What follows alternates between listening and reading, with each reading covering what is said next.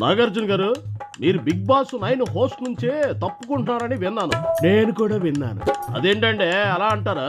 ఆఖరి నిమిషం వరకు ఎవరుంటారో ఎవరు ఓడతారో ఎవరికి తెలియదు. అయినా ఇన్ని సీజన్లు మీరే చేశారు కదా, ఇప్పుడు ఎందుకు మార్చాలని అనుకుంటున్నారు మిమ్మల్ని? కొత్తదనం కోరుకోవచ్చు, నన్ను చూసి చూసి అలవాటు అయిపోవచ్చు, ఇంకా కొత్తగా ఆకర్షించడానికి రకరకాల ప్రయోగాలు చేయొచ్చు. అవన్నీ బాగానే ఉన్నాయండి, కానీ మిమ్మల్ని తీసిపారు చెప్తున్నారంటే ఏదో బలమైన కారణం ఉండాలిగా. ఎత్తి కొడితే ఎట్లో పడతావు. అది నన్ను అడిగితే నేనేం చెప్తాను? నా వరకు నేను హోస్ట్గా న్యాయం చేశానని అనుకుంటున్నాను. మీరు అనుకుంటున్నారు బాగానే ఉందండి బాబు, కానీ మీ మీద విమర్శలు కూడా వచ్చినాయి కదా. ఏంటి నా మీద విమర్శల? అంత సీనియర్ హీరో అయ్యుండే బిగ్ బాస్ లో ఎందుకు పనికిరానోళ్ళని ఎంకరేజ్ చేస్తున్నారంట మీరు? అలా అని ఎందుకు అనుకోవాలి? ప్రతి ఒక్కరిలో ఏదో ఒక టాలెంట్ ఉంటుంది. మనం ఎంకరేజ్ చేస్తేనే కదా అది బయటకు వచ్చేది. అందరూ సెలబ్రిటీస్నే తీసుకుంటే ఇంకా కొత్త టాలెంట్ బయటకు ఎక్కడ వస్తుంది? ఆ టాలెంట్ సంగతి పక్కన పెడితే మరి ఈసారి కామన్ మ్యాన్ కి అవకాశం లేదంట. ఏమో మరి, నాకు కూడా తెలియదు. చూడాలి ఎవరెవరిని తీసుకుంటారో ఏంటో అనేది. మీరంటే లేడీస్ కి ఒక ప్రత్యేకమైన అభిమానం ఉందండి. ఫ్యామిలీ ఆడియన్స్ ఎక్కువ చూస్తుంటారు మిమ్మల్ని. అట్లాంటప్పుడు మరి మీ షోలో హగ్గింగ్లు కిస్సింగ్లు అంటూ వల్గారిటీని ఎక్కువ చూపించడం సమాజాన్ని భ్రష్టు పట్టించడం కాదంటారా?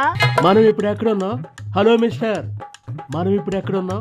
ఎక్కడుంటామండి, ఇక్కడే స్టూడియోలో ఉన్నాం. సిరి సుమ్మ అయిపోద్ది, సరిగ్గా చెప్పు. మనం ఇప్పుడు 2025లో ఉన్నాం. అంతే కదండి. సమాజం గురించి వేదాలు వేదాంతాలు చెప్తే వినేవాడు ఎవడెక్కడ లేడు. ఏది మంచి ఏది చెడు అనేది అందరికీ తెలుసు.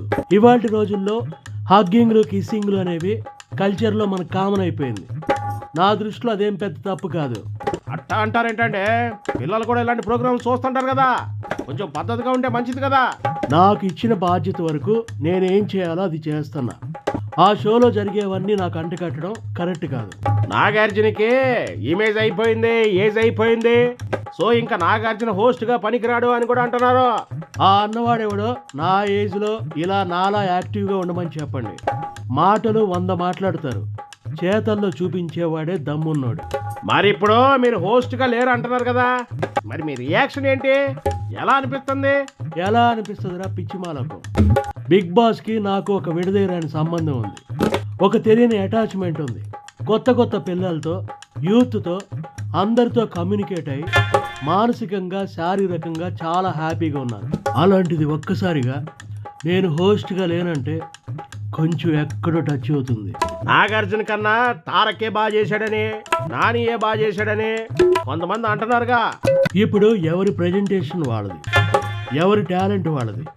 తనలా వాళ్ళలా నేను చేయకపోవచ్చు, నాలా వాళ్ళు చేయకపోవచ్చు. ఒకరితో ఒకరు కంపేర్ చేయడం అనేది కరెక్ట్ కాదు. మరి మీరు హోస్ట్ గా లేరు కాబట్టి బిగ్ బాస్ చూడటం మానేస్తారేటే? వాడి తస్సాదయ్య. ఆ కొత్తోడు ఎవడొస్తున్నాడు, వాడు ఎలా చేస్తున్నాడో చూడొద్దు. అలవాటైన ప్రాణం నేనెందుకు వదులుతా? చూస్తూనే ఉంటా. Naga Chaitanya తండేలి cinema super hit అయింది కదండి, చాలా రోజుల తర్వాత ఒక మంచి హిట్ కొట్టాడు. మీకు ఎలా అనిపిస్తుంది? కన్న తండ్రిగా నాకు చాలా సంతోషంగా ఉంది. చేయితో హిట్ కొట్టడం అనేది నేను అసలు ఎక్స్పెక్ట్ చేయలేదు. నేనైతే ఆ సినిమాని చాలా బాగా ఎంజాయ్ చేశాను. సరే, ఇప్పుడు బిగ్ బాస్ నుంచి బయటకు వచ్చిన తర్వాత మీరేమైనా సినిమాలు చేస్తున్నారా? ఒప్పుకున్నారా? స్టోరీ డిస్కషన్స్ జరుగుతున్నాయి. త్వరలోనే వివరాలు వెల్లడిస్తాను. రీసెంట్ గా మా బామ్మర్ది వెంకీ సంక్రాంతికి వస్తున్నాం హిట్ కొట్టాడు. నాకు కూడా ఒక కొత్త జోష్ వచ్చింది. ఈ వయసులో కూడా ఇలా హిట్ కొట్టొచ్చని. త్వరలో నేను కూడా అలాంటి హిట్ కోసం ఎదురు చూస్తూ ఉంటాను. ఇంకా మీ గ్లామర్ అలాగే ఉంది.